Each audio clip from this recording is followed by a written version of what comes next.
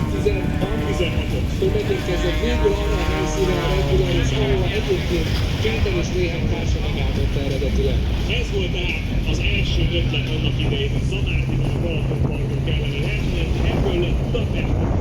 Sokan örültünk ennek, de az is tény, hogy fantasztikus helyszínél szolgálata elnéztek a Balatonpart. És Versenyei Péter tehát egy klasszikus kőrepülőben, még egyszer Kínában épült a gép, de Magyarországon is fejlesztették, és Péternek az volt az első, legfontosabb célja, hogy egy aerodinamikailag tökéletesen a mozgékonyságra, akár az air-race versenyzés kihívásaira felépített gépet rakjanak össze. Ezt megtervezték, és a maga valójában része, amelyen egyébként Péter ugye versenyzett és néhány szezonon keresztül elvesz mezőnyét.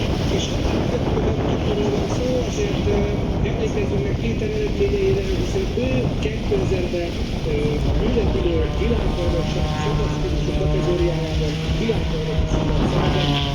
Utána csatlakozott ugye csak a Red Bull Race mezőnyéhez, mint minden más újrepülő pilóta. Tehát Péter már a műlepülésben is fantasztikus eredményeket ért el. Európa bajnok volt, később világbajnok lett, és utána 2002-től 2003-tól egészen pontosan létezett.